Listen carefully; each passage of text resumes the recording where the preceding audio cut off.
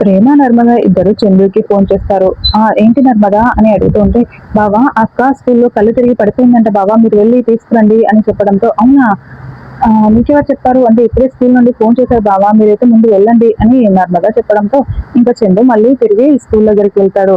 వెళ్ళి సార్ ఇక్కడ English teacher గా పనిచేస్తున్న వల్లిని ఒకసారి పిలుస్తారా అని అడుగుతూ ఉంటే, వల్లి అనేవారు ఇక్కడ ఎవరు లేరండి అని అక్కడ ఒక టీచర్ చెప్తూ ఉంటుంది. అప్పుడే ప్రిన్సిపల్ బయటకు వస్తాడు.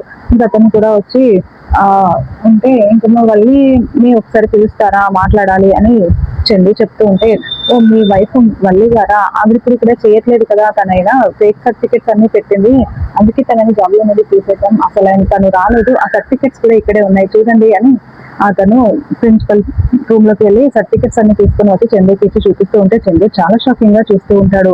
మళ్ళీ బయటికి వచ్చి చందు నర్మదాకి ఫోన్ చేసి, ఏంటి నర్మదా ఇక్కడ స్కూల్లో వల్లి పని చేయట్లేదు అంటున్నారు, ఫేక్ సర్టిఫికెట్స్ అని చెప్తున్నారు, ఏంటి అసలు ఏం జరిగింది అని అడుగుతూ ఉంటే, అదే బావా చాలా జరుగుతున్నాయి, మీకు అన్ని నెమ్మదిగా చెప్తాను, కానీ ఇప్పుడు మీరు వల్లి ఎక్కడి దగ్గరికి వెళ్ళండి అక్క, వాళ్ళ అమ్మ వాళ్ళ ఇంటికి వెళ్ళింది అని చెప్పడంతో, అవునా సరే అని, అసలు ఏంటి ఇదంతా అని అడుగుతూ ఉంటే, మీకు అన్ని ఒక్కొక్కటిగా అన్ని చెప్తాను బావా, చాలా చాలా జరిగాయి, ఇంకా చాలా తెలుసుకోవాల్సినవి ఉన్నాయి, మీకు అన్ని నెమ్మదిగా చెప్తాను, ముందైతే మీరు వెళ్ళి వల్లి అక్కడిని కలవండి అని నర్మదా చెప్తుంది. ఇంకా అలా వాళ్ళ ఇంటి దగ్గరికి వెళ్ళి కొంచెం పక్కగా నించొని వల్లికి ఫోన్ చేస్తాడు.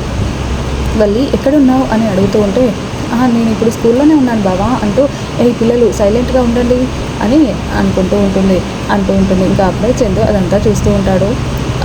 వల్లి వాళ్ళ అమ్మ నాన్న కూడా చూసి సైగ చేస్తూ ఉన్నా కూడా వల్లి పట్టించుకోకుండా ఫోన్లో స్కూల్లో ఉన్నట్టుగానే బిల్డప్ ఇస్తూ మాట్లాడుతూ ఉంటుంది. ఇంకా అలా చందు ముందుకు రాగానే ఒక్కసారిగా చాలా షాకింగ్గా చూస్తూ, బావా అంటూ, అది కాదు బావా అని చెప్తూ ఉంటే, ఇంకా నన్ను ఇంత మోసం చేస్తావా అని చందు వల్లి చెంప పగలగొట్టి కోప్పడుతూ ఉంటాడు.